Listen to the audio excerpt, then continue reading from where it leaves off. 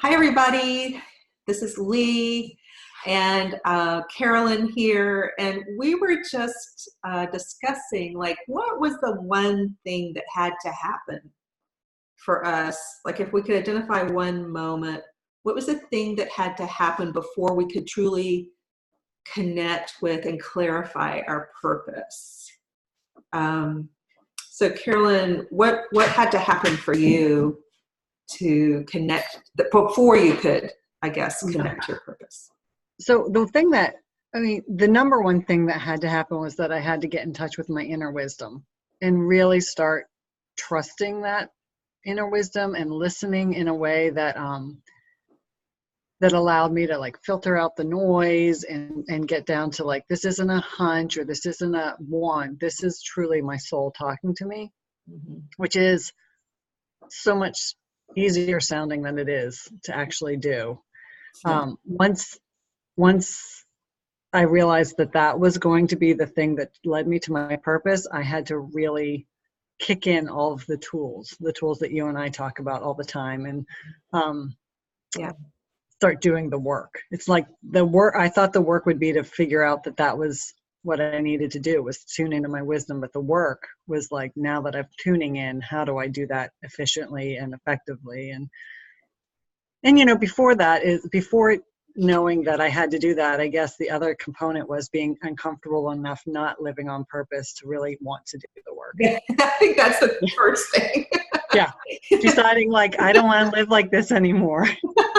Yeah, the devastating feeling of not being connected to your purpose is so uncomfortable for all of us that eventually we know something has to give. Something has to change.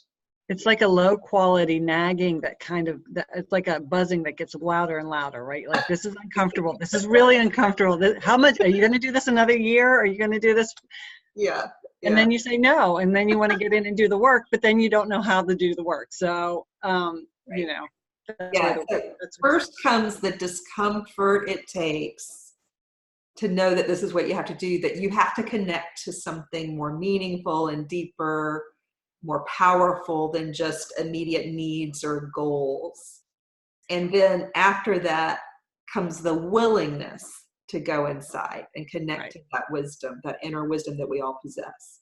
But it can take unlearning a lot of stuff and relearning how to do that. Right. And trusting, a lot of trust. Knowing that on the other side of it is really where life begins. Mm-hmm. And it's the willingness to trust at a time in your life when you might be most likely to not trust. Mm-hmm. It's a weird combination, but you know it when you're there because you're uncomfortable and you're ready. You feel that readiness. Yeah.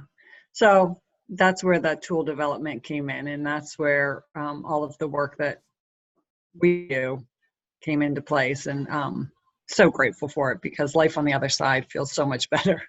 Yes. Really. So all of you out there, you know, if you've got this kind of, it can be a low level discomfort and it can get more intense and more intense to a high level discomfort. You're somewhere in there if you're watching this. And so you know what we're talking about. And then you probably also are aware of that just question mark in your mind and in your heart, like, there's something else I need to connect to, because something's not, all the other stuff I'm doing isn't working. So there's something else. And that's what we want to work on here. Yeah. We want to get you there.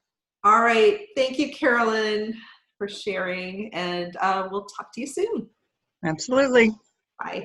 Bye.